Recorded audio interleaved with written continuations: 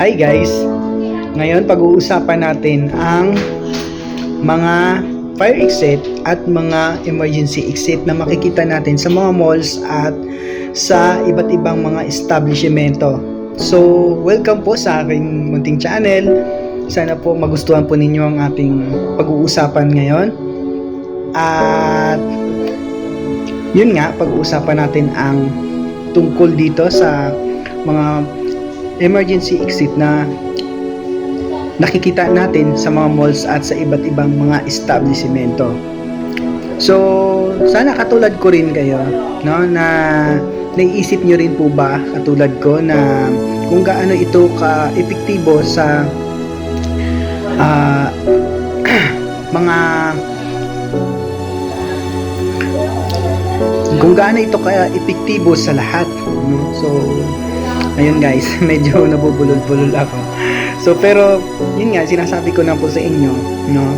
Ang mahalaga dito guys, na nakakatulong ito para sa lahat ng tao, kabilang na dito yung mga PWD na katulad ko, no? So, itong mga tinutukoy ko, ito yung mga fire exit or mga emergency exit, no? So, ibig sabihin, ito yung ginagamit na daanan na ligtas para sa lahat kapag halimbawa ay ikaw ay nasa loob ng isang gusali o sa loob ng mall, ganyan, kung halimbawa ay biglang nagkaroon ng sunog or lindol, di ba po?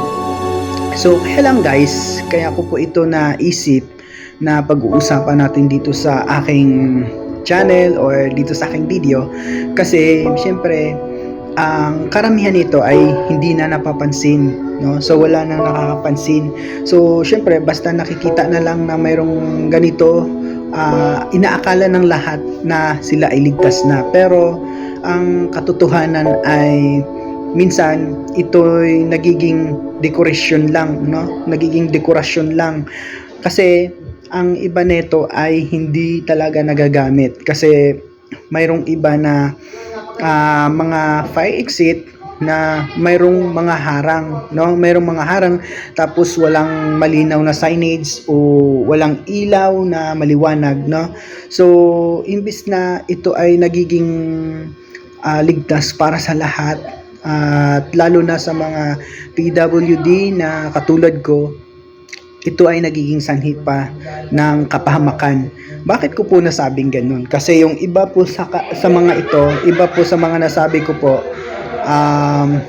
ayun, so pasensya na dito sa aking area ngayon kay medyo maingay. So pero yun nga, maririnig pa rin naman siguro ninyo ako. So babalikan ko po ang sinasabi ko, no? So bakit ko ito nasabi? Kasi yung kadalasan nitong mga emergency or fire exit na sinasabi ko, mayroong mga harang, no, ginagawang stock room ng iba. So ginagawang stock room tapos mayroon siyang hagdan pero wala siyang elevator, wala siyang rampa para dun sa mga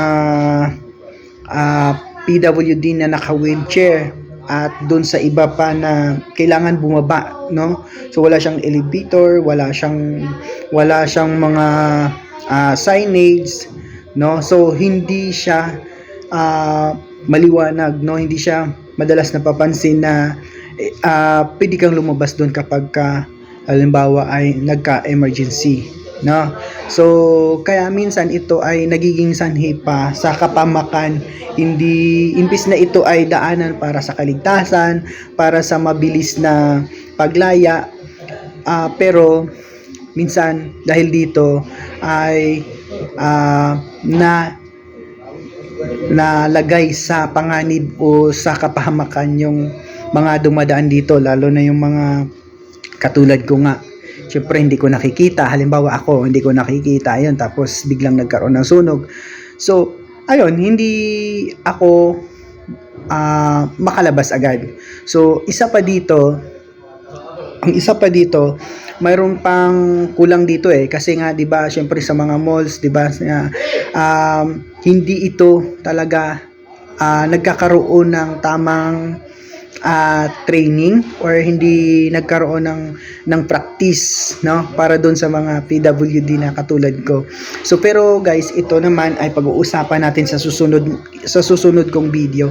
Sana po patuloy niyo po akong suportahan, at kung sino man ang may gusto sa ating pinag-usapan ngayon, no, sa makapanood at makakarinig nito na mga kapwa ko PWD, sana mapansin nyo rin po ito, at sana po tulungan nyo rin po ako at i-share nyo, i-like, at syempre magbigay kayo ng komento ninyo kung ano yung mga karanasan at yung mga gusto nyong iparating katulad ko sa kinaukulan, no. Hindi lang po ang mga sinasabi ko, hindi lang po para sumunod sa batas, kundi ay para din ito sa lahat, no, kasi syempre para makaiwas sa mga posibleng mangyari. So sana po may natutunan po kayo dito sa aking mga sinasabi. So hanggang sa muli po, sana po napusuan nyo po ang aking mga sinasabi po dito. So sa susunod, pag-uusapan din natin yung iba't ibang mga kailangan nating pag-usapan tungkol sa hindi lang dito sa mga fire exit or mga emergency, no, na daanan. Marami pa po tayong pag-uusapan dito tungkol sa mga PWD at kung paano tayo makakalaya at mabilis tayong makaalis sa kapahamakan. So hanggang sa muli, maraming pong salamat sa inyo, at